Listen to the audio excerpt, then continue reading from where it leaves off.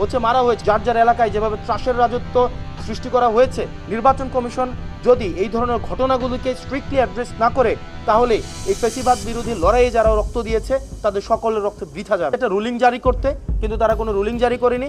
একটা হচ্ছে অনেকটা এরকম যে তারা জাস্ট একটা এড়িয়ে গিয়েছে বিষয়টা।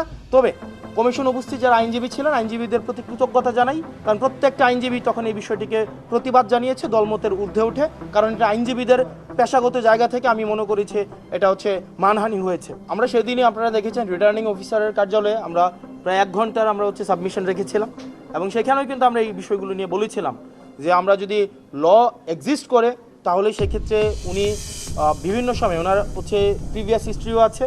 উনি 2008-এও একই ঘটনা করার চেষ্টা করেছিলেন, 2018-তেও একই ঘটনা করার চেষ্টা করেছিলেন, 24-এর ইলেকশনেও উনি যেটা 7ই জানুয়ারির যে আমিডামি নির্বাচন হয়েছে সেখানেও উনি প্রার্থী হওয়ার মনোবাসনা করেছিলেন, সেজন্য ওনার বাড়ি বিক্রি করে কিছু টাকা উনি পরিশোধ করেছিলেন। আবার অর্থাৎ নির্বাচনের যখন সিজন আসে, নির্বাচনের সিজন আসলে ওনার যেই মনে হয় যে ওনার কিছু টাকা দিতে হবে বা হচ্ছে কোর্টকে ম্যানেজ করার, এই বিষয়গুলো হচ্ছে আমরা তখনই এনেছিলাম, কিন্তু তখন আমলে নেইনি, যেটি আবার হচ্ছে আমরা নির্বাচন কমিশনে এসেছি। উনিও আমার বিরুদ্ধে এসেছেন, উনিও আমার বিরুদ্ধে সাবমিশন দিয়েছেন, কিন্তু ওনারটা সেখানে লিগেলি সেটা হচ্ছে আপনার রিফিউটেড হয়েছে, আমারটা সেটা প্রিভেল করেছে। আমরা বারবার বলেছি যে এইভাবে অন্য দলের প্রার্থীদেরকে যেভাবে হয়রানি করা হচ্ছে, অপদস্থ করা হচ্ছে, স্বয়ং ইলেকশন কমিশনের সামনেই হচ্ছে মারা হয়েছে। আমরা ঢাকা ইউনিভার্সিটিতে দেখতাম, ঢাকা ইউনিভার্সিটিতে হলগুলোতে নির্যাতন করা হয়। আমরা দেখতাম যে এই নূর ভাইকে যখন হচ্ছে লাইব্রেরির সামনে পিটানো হইলো সব মিডিয়ার সামনে, যখন আমরা প্রক্টরের কাছে অভিযোগ দিতে গেলাম, প্রক্টর বলল লিখিত দেন।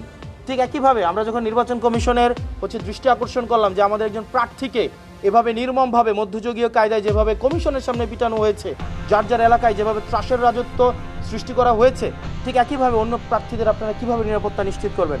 কিন্তু আমরা দেখেছি নির্বাচন কমিশন সেই জায়গায় উনি বলেছেন লিখিত দেওয়ার জন্য, ওনারা নাকি একটা হট্টগোল দেখেছেন, এর বেশি কিছুই দেখেননি। তো নির্বাচন কমিশনের আমরা এখনও পর্যন্ত যেই কাজগুলো করেছেন নির্বাচন কমিশন, আমরা দেখেছি হাদি ভাইয়ের যে ঘটনাটি ঘটেছে সেটিকেও নির্বাচন কমিশন একটি বিচ্ছিন্ন ঘটনা বলার চেষ্টা করেছেন। এই বিষয়গুলো যদি তারা স্ট্রিক্টলি অ্যাড্রেস না করেন, লফুল্লি অ্যাড্রেস না করেন, তাহলে এতদিনের বিভিন্ন ফেসিবাদ বিরোধী রাজনৈতিক দলের গণতন্ত্র উত্তরণের জন্য যে লড়াই সংগ্রাম হয়েছে, একটি ফ্রি ফেয়ার অ্যান্ড পার্টিসিপেটরি ইলেকশনের জন্য যেই ত্যাগ সংগ্রাম, যে গুম খুন হত্যা হয়েছে, নিপীড়ন নির্যাতনের মধ্য দিয়ে বিএনপি জামাত সহ ফেসিবাদ বিরোধী রাজনৈতিক দলের নেতাকর্মীদের যেতে হয়েছে, নির্বাচন কমিশন যদি এই ধরনের ঘটনাগুলোকে স্ট্রিক্টলি অ্যাড্রেস না করে তাহলে এই ফেসিবাদ বিরোধী লড়াইয়ে যারা রক্ত দিয়েছে তাদের সকলের রক্ত বৃথা যাবে।